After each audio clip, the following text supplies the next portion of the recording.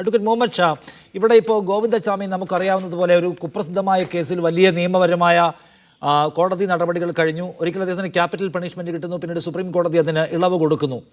അപ്പോൾ അതിനെക്കുറിച്ച് ചൂണ്ടിക്കാണിക്കുന്ന പല കാര്യങ്ങളുണ്ട്. എന്തുകൊണ്ട് ഇളവ് കിട്ടിയതിനെക്കുറിച്ച് പല ചർച്ചകളുണ്ട്. ഇപ്പോൾ അദ്ദേഹം ഇതാ ജയിൽ ചാട്ടം നടത്തുന്നു. എല്ലാ പരിമിതികളെയും മറികടന്നുകൊണ്ടാണ് അദ്ദേഹത്തിൻ്റെ ജയിൽ ചാട്ടം. എന്ന് വെച്ചാൽ ഗോവിന്ദചാമിയുടെ കേസിന് ഇനി ഈ കോടതി സാധ്യതകളുണ്ടോ? അതാണ് എനിക്ക് ആദ്യമായി ചോദിക്കാനുള്ള ഒരു ചോദ്യം. ഗോവിന്ദചാമിക്ക് മതിയായ ശിക്ഷ കിട്ടിയില്ല, അയാൾക്ക് ഇളവ് കിട്ടിയെന്നൊക്കെയുള്ള ഒരു വിചാരം പൊതുവെ ഇവിടെ സമൂഹത്തിൽ പലർക്കും ഉണ്ട്. ഈ സംഭവത്തിൻ്റെ പശ്ചാത്തലത്തിൽ ഇനിയൊരു തുടർ നിയമ സാധ്യതയുടെ എന്തെങ്കിലും സംഗതികൾ അതിനകത്തുണ്ടോ?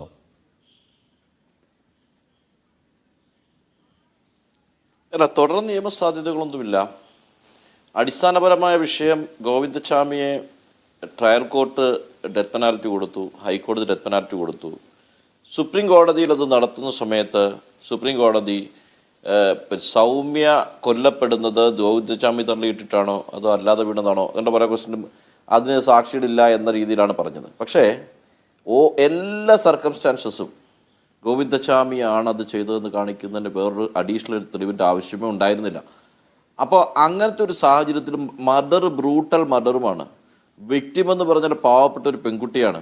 റെയറസ്റ്റ് ഓഫ് റെയർ എന്ന് പറയാവുന്ന എല്ലാ ക്രൈറ്റീരിയയും ഫുൾഫിൽ ചെയ്തിരിക്കുന്ന മോട്ടീവിൻ്റെ വിഷയത്തിൽ ഈ ചെറിയ പിടിച്ചുപറിയുമായി ബന്ധപ്പെട്ട മോട്ടീവാണ്. ആ മോട്ടീവ് ഉണ്ടെങ്കിൽ ഇത്തരം ആളുകളെ, ഹബിച്വൽ ഒഫൻഡർ ആയിട്ടുള്ള ആളുകളെ തീർച്ചയായിട്ടും ഡെത്ത് പെനാൽറ്റി കൊടുക്കാവുന്ന ഒരു മാറ്ററായിരുന്നു. അത് കയ്യിൽ നിന്ന് പിഴച്ചു പോയിട്ടുണ്ട്.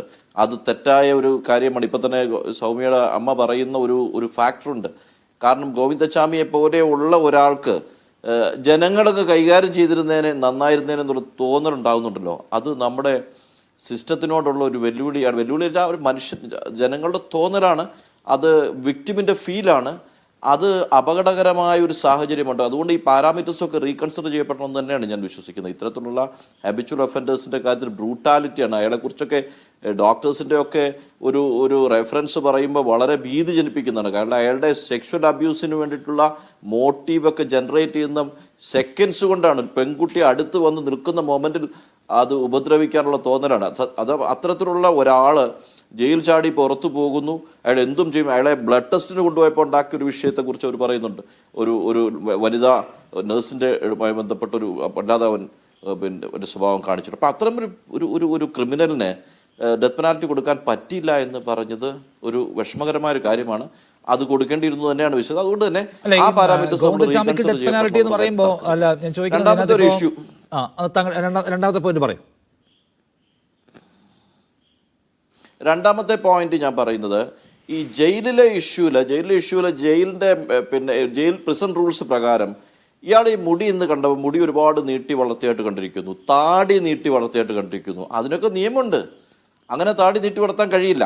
രണ്ടാമത്തെ വിഷയം, അയാളുടെ വെയിറ്റ് ലോസ് പറഞ്ഞില്ലേ, 1.35 കിലോഗ്രാംസിൻ്റെ വേരിയേഷൻ ഒരു മാസത്തിലുണ്ടായാൽ അത് സംബന്ധിച്ചിട്ടുള്ള പരിശോധന നടത്തണം.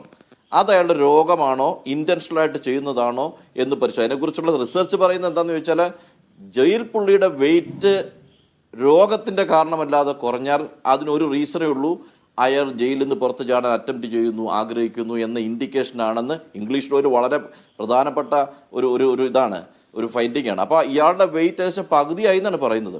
ഓരോ മാസവും മാൻഡേറ്ററി വെയിറ്റ് നോക്കണം. ആ വെയിറ്റ് നോക്കുമ്പോൾ ഇത് തിരിച്ചറിയാൻ കഴിയുമല്ലോ. അതേപോലെ തന്നെ സർവേലൻസ് ക്യാമറാസ് എന്ന് പറയുന്നത് ജയിലിൽ ഇൻവെസ്റ്റിഗേഷൻ്റെ ആവശ്യത്തിന് വേണ്ടി ഉപയോഗിക്കാനുള്ളതല്ല. ജയിലിൻ്റെ സർവേലൻസ് ക്യാമറ 24 hours സർവേലൻസ് വെക്കാനുള്ളതാണ്. ഇപ്പം നമ്മളൊരു ക്യാമറയിൽ കൂടി കണ്ടല്ലോ, ഇത് അയാളുടെ ഇറങ്ങി പോകുന്ന സർവേലൻസ് ക്യാമറ ഇപ്പം നമ്മളെല്ലാം കണ്ടല്ലോ. അപ്പോൾ അത് കാണുമ്പോൾ നമുക്ക് എന്താ മനസ്സിലാകുന്നത്, ആ സർവേലൻസ് ക്യാമറയിൽ വിസിബിൾ ആയിട്ടുണ്ട്. അത് ഒരു കാണാൻ പറ്റിയിട്ടില്ല. ഇനി ജനറലായിട്ട് അവിടെ ഇലക്ട്രിക് കറണ്ട് ഇതുണ്ടായിരുന്നില്ല, ഇലക്ട്രിസിറ്റി ഉണ്ടായിരുന്നില്ല അവിടുന്ന് പുറത്ത് ചാടുന്നത്. ഇത് വർഷങ്ങളായിട്ടുണ്ടായിരുന്നില്ല എന്നാണ് പറയുന്നത്. അവിടെയൊക്കെയാണ് നിങ്ങൾ പറയുന്ന ഒരു റെഫറൻസ്. കണ്ണൂർ ജയിലിൽ വളരെ ലിബറലായ ഒരു എന്താ പറയുന്നത്, വളരെ സേഫായിട്ട് ജയിൽ പുള്ളികൾക്ക് എന്തും ചെയ്യാം. അതായത് വേറൊരു കാര്യം പറഞ്ഞത്, അയാൾ ഈ പറഞ്ഞ ആക്സോ ബ്ലേഡ് കൊണ്ട് മുറിച്ച സ്ഥലത്ത് തുണി കൊണ്ട് മൂടി വെച്ചു എന്ന് പറയുന്നു. എല്ലാ ദിവസവും സൂപ്രണ്ട് പോകണം.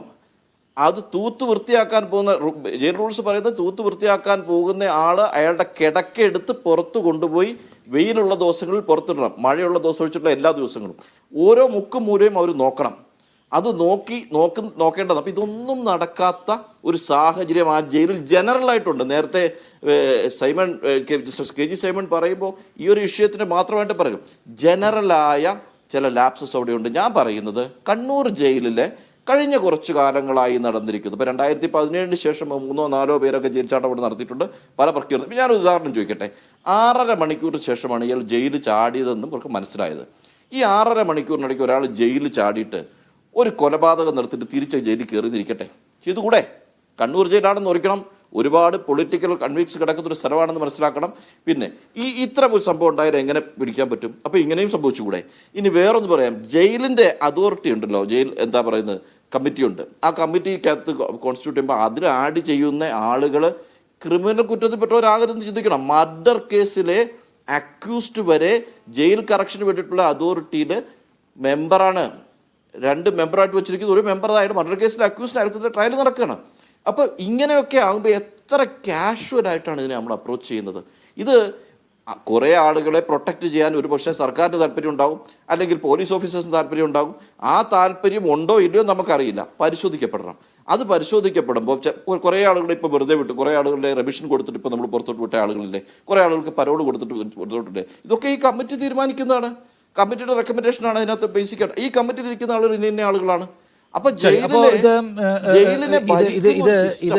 ഒരു സന്ദർഭത്തിലെ ഒരു നിമിഷത്തിലെ ഒരു ലാപ്സ് അല്ല, ഒരു പ്രശ്നമല്ല എന്ന വിമർശനം താങ്കൾ ഉന്നയിക്കുകയാണ്. എന്നാൽ ഈ സംഭവത്തിന്റെ പശ്ചാത്തലത്തിൽ ഗോവിന്ദചാമിയെ വീണ്ടും കോടതി കയറ്റുക എന്നുള്ളത് അങ്ങനെ ഒരു ചർച്ചയുണ്ടല്ലോ, അത് അസാധ്യമായിട്ടുള്ളൊരു കാര്യമാണെന്ന് കൂടി പറയുന്നു.